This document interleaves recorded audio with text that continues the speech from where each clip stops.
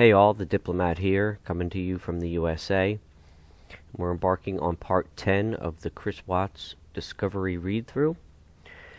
We last left off, we finished page 118, and that was Officer Bakes at the house with the baby monitor reenactment and seizing of a laptop computer and such. So we're into the next supplemental report by Lindsay Meredith. Also, you see last name Simmons. That is the same person on August 20th at 11:19. On August 14th, 2018, at approximately 09:45 hours, I, CSO Simmons, was asked to drive an unmarked police car to the area of 2825 Saratoga Trail, Frederick, Colorado, and observe the above residence for suspicious activity. I arrived on scene at approximately 1000 hours and parked a few houses away in the 6300 block of Steeple Rock Drive. I kept notes of license plates passing in the area in the event that they would be relevant on a notepad. The piece of paper has been entered into the case file. My notes are as follows: 10 a.m., license plate number, white van leaving residence, texted to Detective Baumholder. 10:21, another license plate number, male and female going to residence. 10:45, husband moved truck to east, out of sight. Another couple of car license plate numbers. White four-door car, brunette with little girl, news interview. 11:45, FEPD, Boulder on scene. Another license plate, looped and left. Three more license plate numbers, black Explorer for the last one. Just a whole bunch of activity there that she was logging. At approximately 12:20 hours, CSO Scarlett relieved me of my duties, and after a short bathroom break, I joined Sergeant Albert in canvassing the neighborhood, handing out flyers along Steeple Rock Drive and Ruby Hill Drive. I documented which houses did not have an answer, and a flyer was only posted on the door. I later provided this list to Officer Manley. On August 15, 2018, at approximately 1600 hours, I was asked by Officer Manley to assist with updated flyer handouts at Aggregate Boulevard and Windham Hill Parkway, Frederick, Colorado. I was stationed to the west of the above intersection and handed out flyers to all incoming traffic, asking for updates and asking residents to check their security cameras for footage. At approximately 1800 hours, I was told by Officer Fairbanks, who had also been handing out flyers at the same location and who had just received a phone call, that we were to pack up and leave the area, which we did immediately. Nothing further at this time. So now into the handwritten notes. Ruby Hill Drive, 6305, 6325, 6333, and 6330, which had a Ring doorbell camera. Walnut Grove Way, 6316 had a Ring doorbell, 6308 listed, 6304 listed as having a Ring doorbell, then 6244 without, 1315 Walnut Grove Street written without as well. And here's some of the handwritten notes of the various license plates. At 10 a.m. a couple, at 10:21 a couple, that's the male and female into residence. 10:45, husband moved truck to east, out of sight. So these are those notes that we read before. 10:45, white four-door car, brunette with little girl, news interview. 11:45, FEPD, Boulder PD on scene. A couple license plate, looped and left. 1208, K9. Her notes were pretty on point with her report. Supplemental report by Officer Jared Bakes, August 20th, 1720. On August 20, 2018, at approximately 1700 hours, I was asked by Detective Baumholder if I saw a shovel in the back of Chris Watts' work truck. I advised him that I did and that I would complete a supplemental report with the information. On Monday evening, myself, Officer James, and Officer Coonrod were at the Watts residence speaking with Chris Watts about where his family may be. Officer James was speaking with Chris on the front driveway of the residence when I walked over to Chris's work truck, which was parked directly in front of the driveway to his residence facing east. I began looking into the bed of the truck over the tailgate and observed several silver toolboxes, some sort of pump with a large hose, and a few other miscellaneous tools. I walked to the passenger side of the truck while looking into the bed of the truck and observed a shovel. The shovel was a spade shovel with a red handle and had a black rubber grip on the end of the handle. I noticed there was fresh dirt on the spade of the shovel. I noticed the shovel was facing down, with the bowl of the spade facing towards the tailgate into the bed on the driver's side and angled upwards to the passenger side, with the end of the handle being close to level with the top of the bed of the truck. The shovel was stored in between the cab of the truck and a silver toolbox or gas tank in the bed of the truck. When the vehicle was towed from the residence on Wednesday night, I was inside the residence and not present outside while it was being towed. I had heard from someone that I cannot recall who that was that the shovel may no longer have been in the bed of the truck. While executing the search warrant at the residence, I looked in the garage, basement, and outside of the residence in an attempt to locate any shovels, but did not locate any. Nothing further. So they couldn't find that shovel. They may have found it later, we shall find out. But that's certainly one thing to note. Discovery page 122, supplemental report from Officer Scott Coonrod, August 20th, 2005. On August 20th, 2018, this officer responded to the Longmont Police Department to retrieve evidence that was drying. Upon arrival, I spoke with evidence technician Cavins. Cavins stated she, Technician Trebe, and Sergeant Cage are the only people that have access to the locked dry safe, forensic evidence drying cabinet. I was advised no one had been in the cabinet since the items were placed inside. The cabinet was locked upon my arrival. I gathered evidence number 60, underwear, number 61, shirt, number 62, bra, and number 66, sheet. The items were placed back into the original bags and sealed with evidence tape. I also collected number 79, the bottom cabinet floor liner, which was under the sheet in the evidence drying cabinet. Number 80, the dirt that had fell off the sheet, and 81, the bottom floor liner, which was under the clothing items that were dried. The forensic evidence drying cabinet was divided into two sections. The sheet was in the door to the left, and the other clothing items were in the door to the right. The items were placed in plastic evidence bags and stapled shut to allow them to breathe. I placed evidence tape, too, over seals. I signed a property and evidence report sheet that Longmont Police had completed. A copy was provided and placed in this file. The evidence was later booked into locker number 12. Nothing further. Officer Coonrod. Discovery page 123, Officer Ed Goodman, August 20th at 2016. This supplemental report is to account for handwritten notes I take during my telephone contacts with Christopher Watts and Sandra Rusek.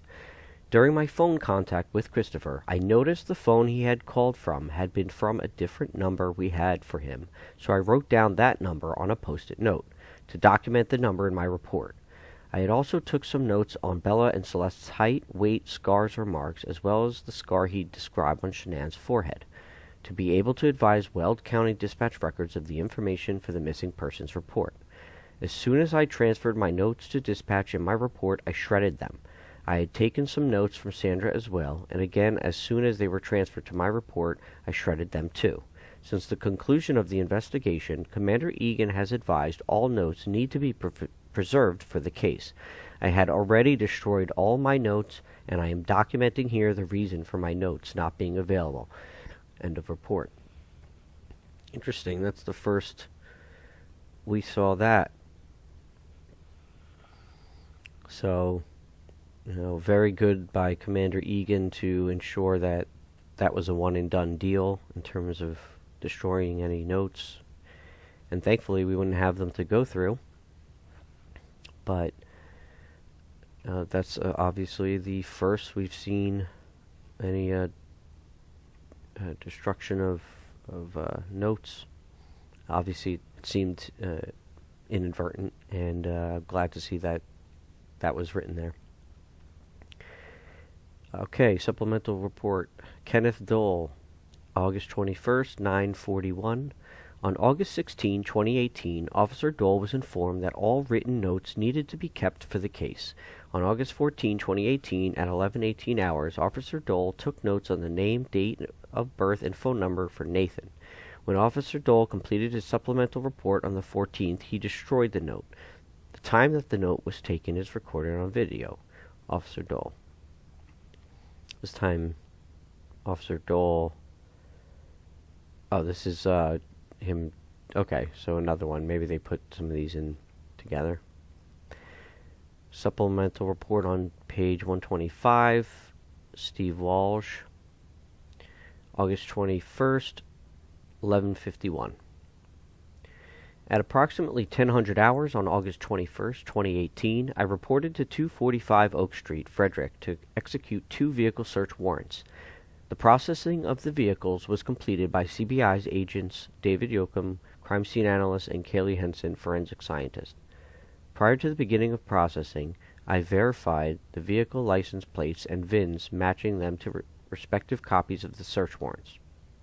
In attendance from our agency was Detective Baumhauer, CSO Lindsay Simmons, and myself. All evidence items were transferred directly from above-mentioned CBI agents to myself and immediately logged into property.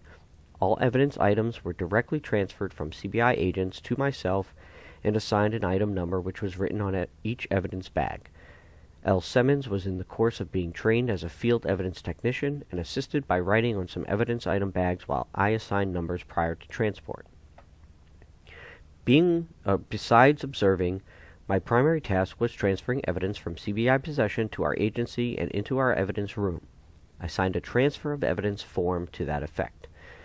At the time of process, the evidence items collected from the 2 vehicles were signed as items 82 to 97. The suspect's work truck was processed first, then the Lexus. I placed copies of the vehicle search warrants along with the inventory list on the front seats of each vehicle.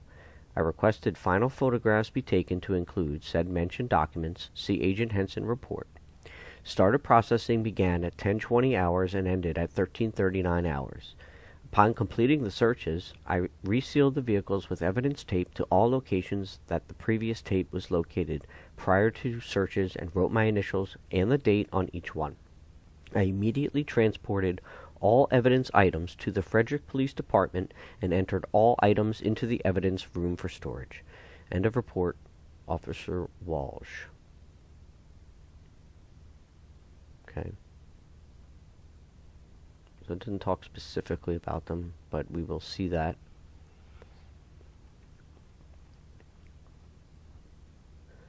This is handwritten notes by Officer Walsh on Discovery page 126. Crossed off is get neighbor's code to get into. The next note is Vivint Video. Dave at house. Dave at house. Who's Dave?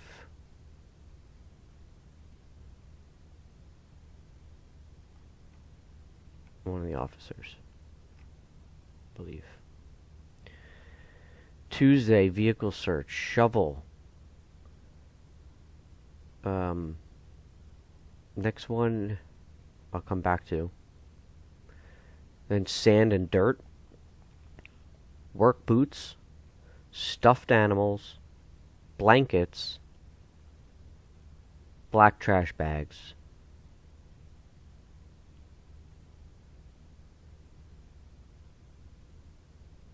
Vehicle search warrant.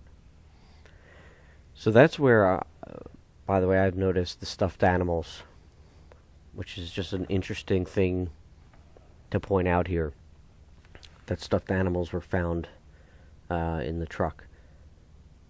So I do apologize that I cannot not tell what this one is. I'll have to come back and update that in the next video. Clear. Yeah, it's just tough. Okay, Nikki, May. Then Primrose Daycare. McCoy is crossed off. It's probably Troy McCoy. Sunday, 5:07 text to Chris to Cody Roberts, making a trip to 319 site. So that's where we start to get into now his, at least that note, where he talks with his coworkers and such. Another note here on the next page, not Saturday late at noon. Sunday 1 o'clock. Not sure what that refers to. Just a random note. And then their names and address. Some other numbers here. This is nothing of, looks like of substance. These notes are a bit difficult to tell what they are. I mean, just some addresses and some random names. Nicole served something. Some mathematics we got here. He's got his math right. 17 minus 8 is 9. There's another math here. 18 with a scribble. Wow, these notes are very, very interesting. I'll tell you, if he understands what that means, I give him credit. PORs, I guess points of reference, persons of reference. We got security. We got neighbor's video. We got work laptop. We have lazy dog. Video crossed off, and then the name Kovac. His wallet, question mark. Book, Hold Me Tight. Hardback. And then Verizon / Xfinity. And then on page 129, we'll do Steve Walsh's report. August 21st, 2018, 2032. On August 15, 2018, after a lengthy consensual search earlier in the day, I arrived again at 2825 Saratoga Trail to conduct a search warrant based on new information that has arisen in the investigation. At 22:12 hours, I, along with Officer Manley and Sergeant Bakes, began the execution of the search warrant. Officer Kate Lyons kept the crime scene log outside the residence. I took a photograph of Sergeant Bakes holding the signed search warrant outside in front of the residence prior to entry. We entered the front door using the key code I was provided earlier in the day. At 23:12 hours, Weld County ADA Wren and ADA Roche arrived on scene to observe. Various evidentiary items were collected, including bedding and related items. A video baby monitor with 2 accompanying cameras were collected. While on scene, Sergeant Bakes took video, handheld using his Axon body camera, of a reenactment scenario requested earlier by the investigatory team that I participated in. The perspective of the video taken was a close-up of the baby monitor video screen located in the master bedroom. Clothes were collected, a laptop was collected, photographs were taken, all items were immediately transported back to the police department and entered into evidence.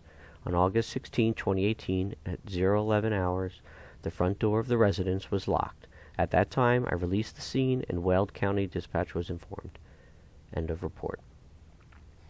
So we will end there for this part at Discovery page 129. We'll go into page 130, which we get into some more handwritten notes there by Walsh. So thank you once again. I do appreciate you listening. It's truly an honor and a privilege to read this to you and sort of read it with you.